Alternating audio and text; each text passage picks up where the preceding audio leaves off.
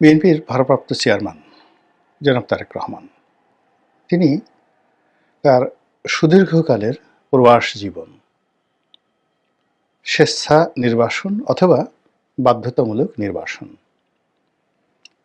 সব অতিক্রম করে আগামী ২৫শে ডিসেম্বর ২০২৫ সাল বাংলাদেশে প্রত্যাবর্তন করবেন। বিএনপি তাদের যে সর্বোচ্চ নেতা তার এই আগমনকে ল্যান্ডমার্ক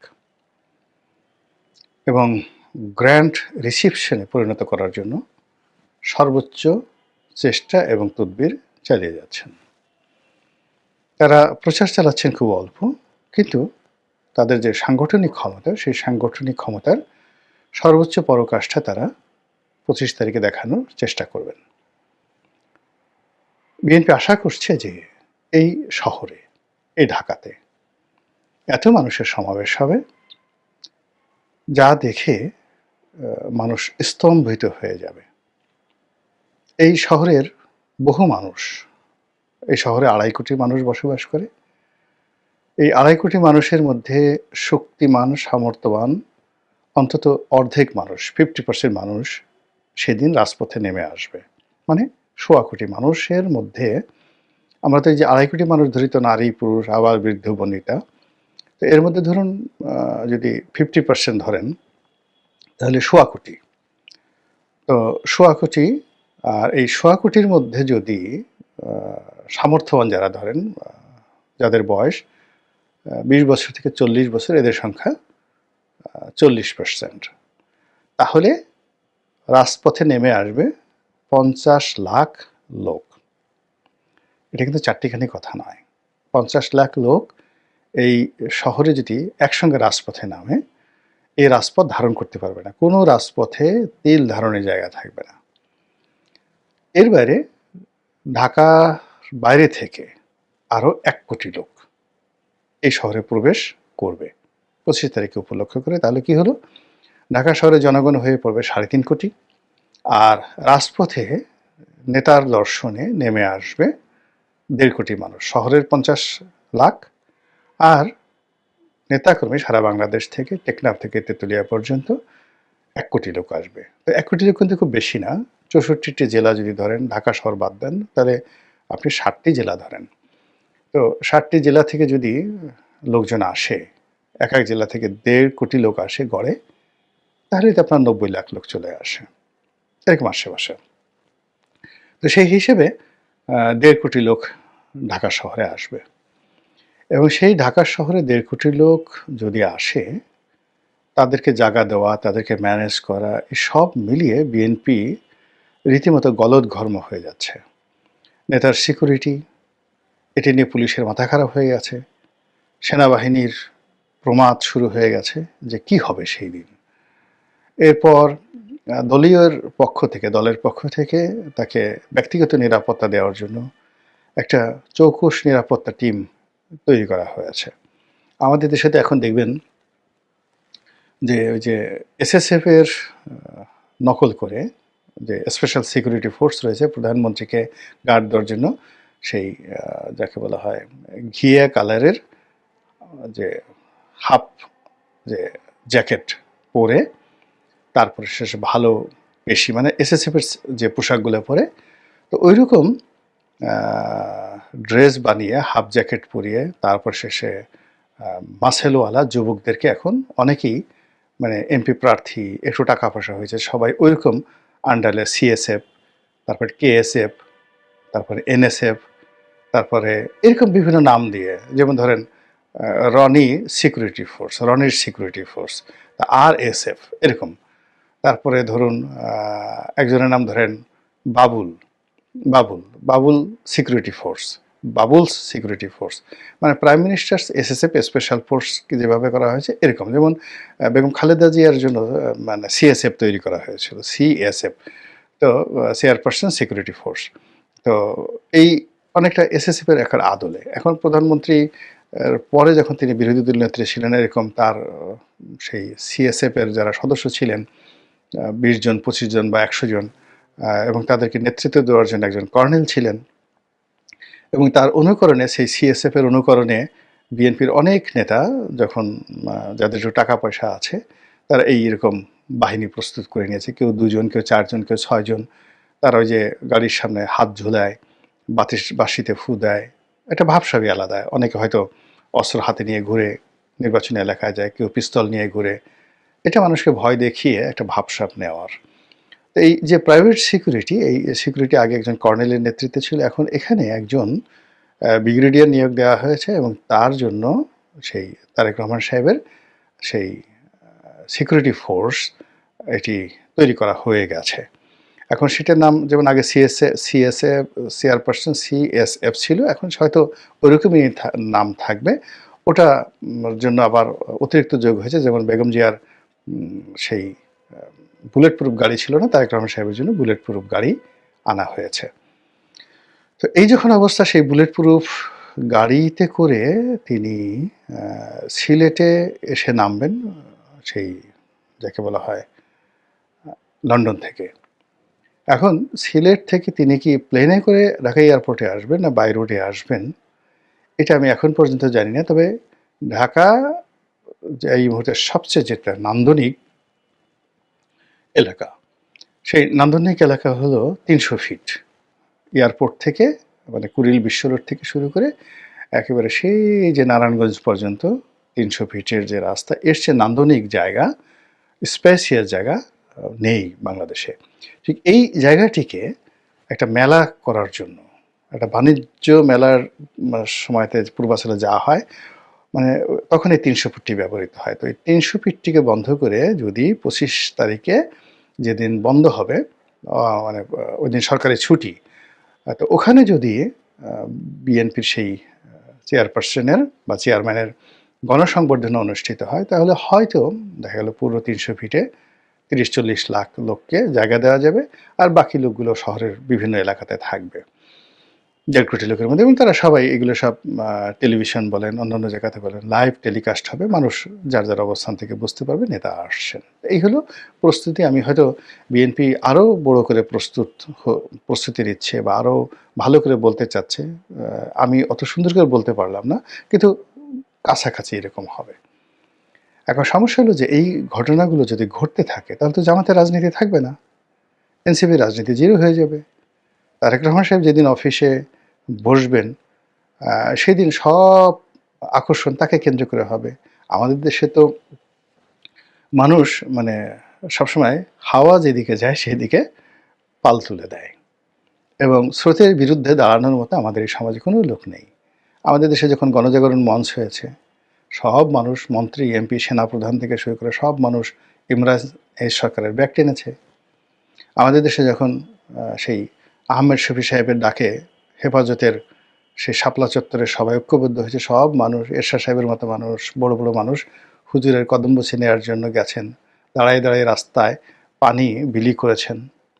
আবার এই যে আমাদের দেশে যখন এখন জুলাই গণঅভ্যুত্থান হলো, সব মানুষ সার্জিস, হাসনাত, মানে সরি, হারজিস বলে ফেলছে, আমি সরি, বিকজ হাসনাত এর জায়গাতে উঠে হয়ে গেছে সার্জিস, হাসনাত, মানে ওনাদের মতো যারা নেতা আছেন, তাদের ব্যাক টানার জন্য কত বড় বড় মানুষ যে তাদের পিছু পিছু ঘুরে এরকম, মানে আপনি এই যে হাদি সাহেব যে ইন্তেকাল করলেন, তো তার যে জানাজা, এরকম জানাজা তো বাংলাদেশে কখনো হয়নি।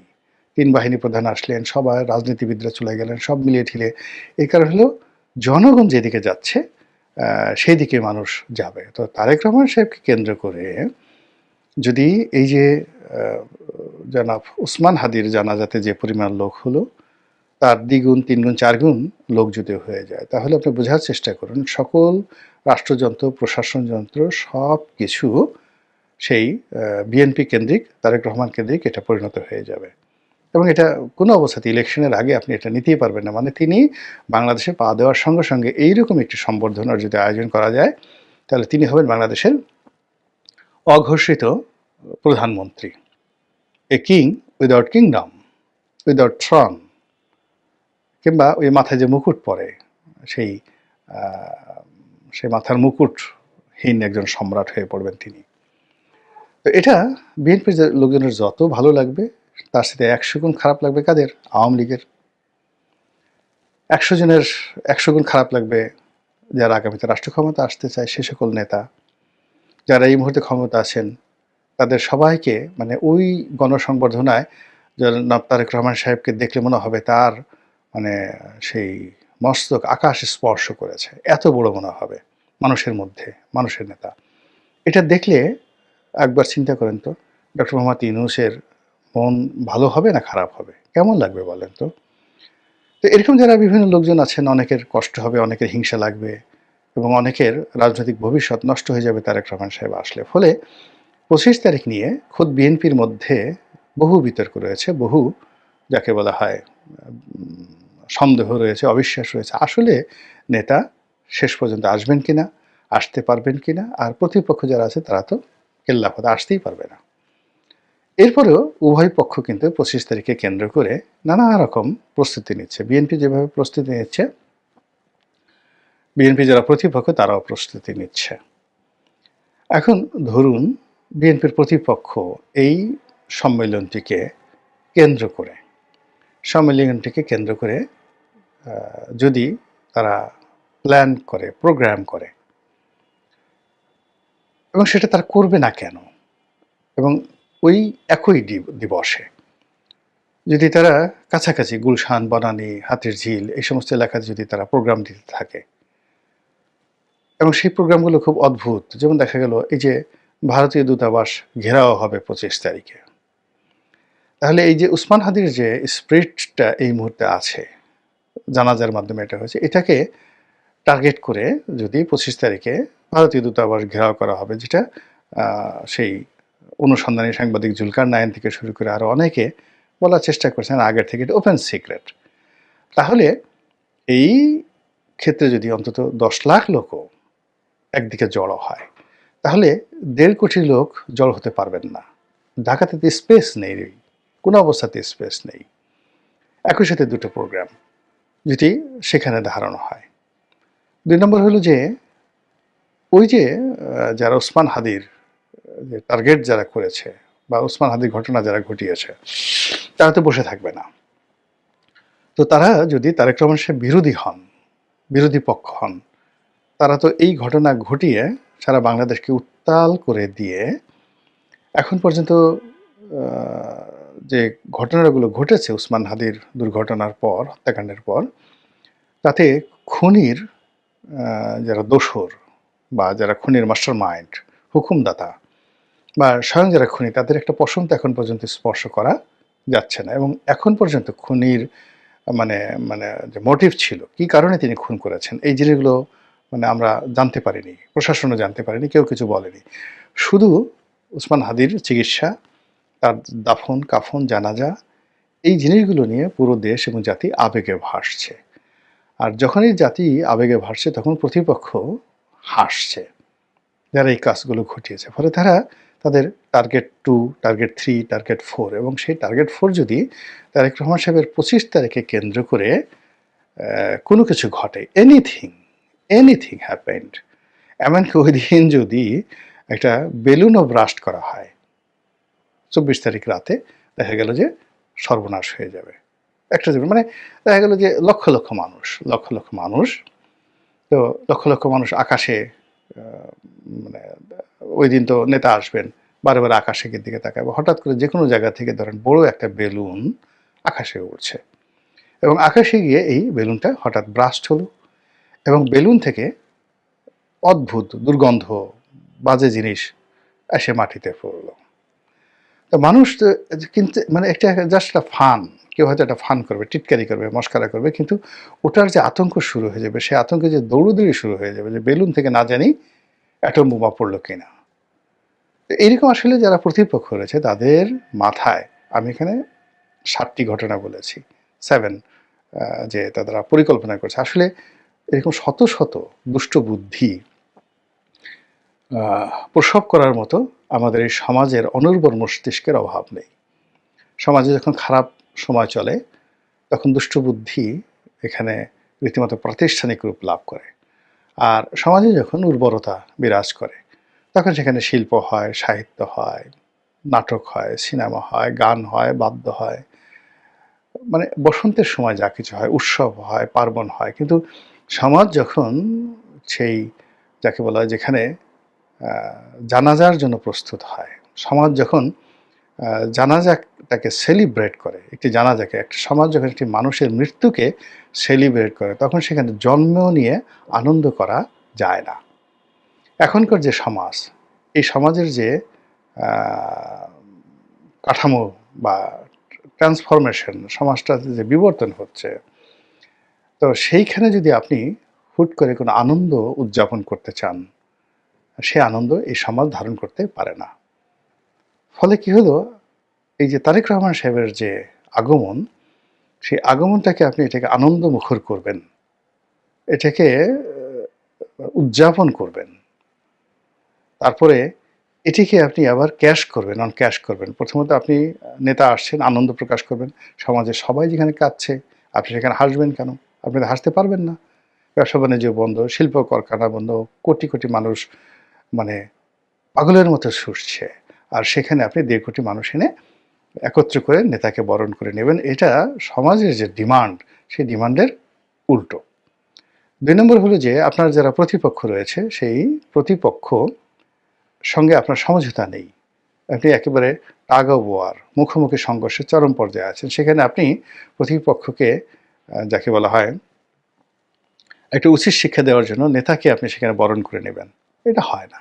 কখনো কোথাও হয় না।